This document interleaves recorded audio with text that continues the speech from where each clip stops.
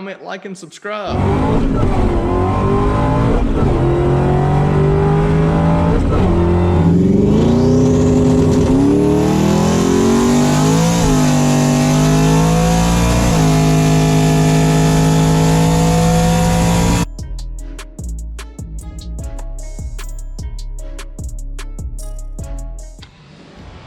Hey, what's up YouTube?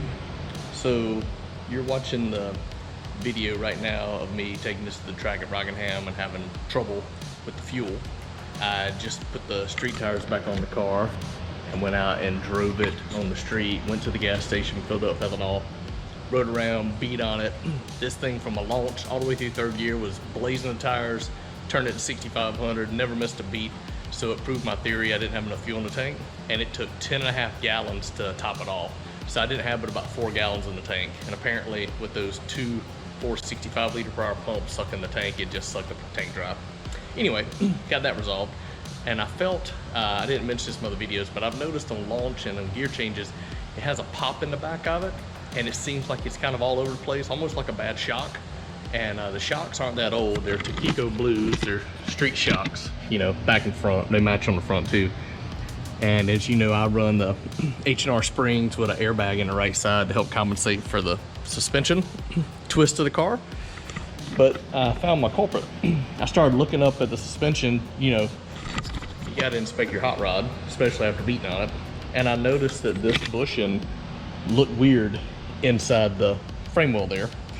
So I pulled it out and it's clearly busted. Both sides are busted. See that?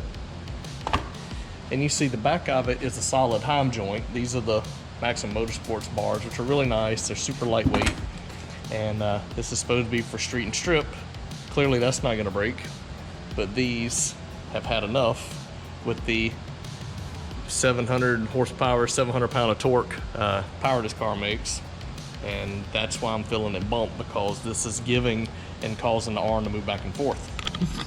So that could also affect while I've had really bad launches, can't get the power to the pavement, and as the launch tries to hit the tires, it's moving the arm and kicking the whole rear end around. So I gotta fix that, see if I can find replacement bushings for it. And hopefully I can, because it's Mach1 Motorsports.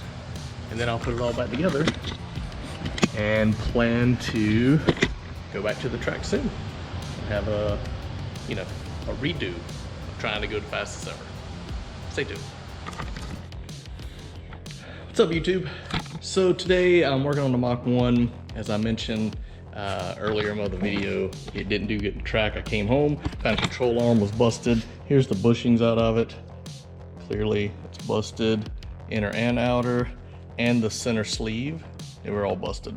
I looked at these part numbers, 64330, and this one 64329. Couldn't find them anywhere. Looked at Prothane, looked at energy absorption, couldn't find anything. Got online, Mach1 Motorsports. I tried to reach out, see if they were in stock. Haven't heard from them yet. Reached out to CJ Pony Parts. It showed they had them. I ordered them. I immediately got an email says they're on back order until the middle of August. So I was like, man, this is ridiculous. They're only $54 for the bushings. But I said, I can't wait till August. I've got to get this car done this week. If I have any chance of going to the track soon. So I started thinking I have bushings left over, and that's what these are. Well, if you notice, where would these come from? They're different. They're Mach1 Motorsports. Well, they were in this kit I had from my 03 Cobra years ago. This was the IRS polyurethane subframe bushing kit and their tool for taking it out. So the tool has all this fancy crap in here. Why that's important, it has this sleeve. So what I did, pulled those bushings out of the control arm. I took this, I tried to slide it in that control arm and it was a little too big. So what I did is put up here in my vise. I took my angle grinder here, which is right here, took the guard off and basically held it in the vise, and I went in here and I started just grinding all the way around and taking material off. And then I took a file, it's around here somewhere, took my file and I smoothed it all out. I tried to fit it in the arm, it's still too big, so I kept filing away with my grinder and my file till I finally got it super tight where it would go in. So in WD-40, put the arm in here, put the bushing on one side, tighten it up till you get it in, and right at the very end you need a sleeve so the bushing comes through the control arm. And when you finish with it, looks like this. Cool, right? So instead of a 3-piece, it's now a 1-piece, goes all the way through. It's exactly the right length across. And then my little bushing that goes in here in the middle, once you get this part in, put it back in the vise, put that on one side, punch it right back in. So now I have fixed my arm for free, which is awesome. And I'm getting ready to put it back into the car, which I got laying over here. Pop it back in there, hook everything back up. Just want to show you, sometimes you have to do some little hot rod garage stuff. You got to figure out how to make it work when you can't get the parts. And in this case, they're all polyurethane bushings, so who cares? So it should be much better than it was before. And just like that, see it is back in and ready to go. And while I was here, I went ahead and changed the spring isolators back to rubber. I had urethane on it and it squeaked and I hated them.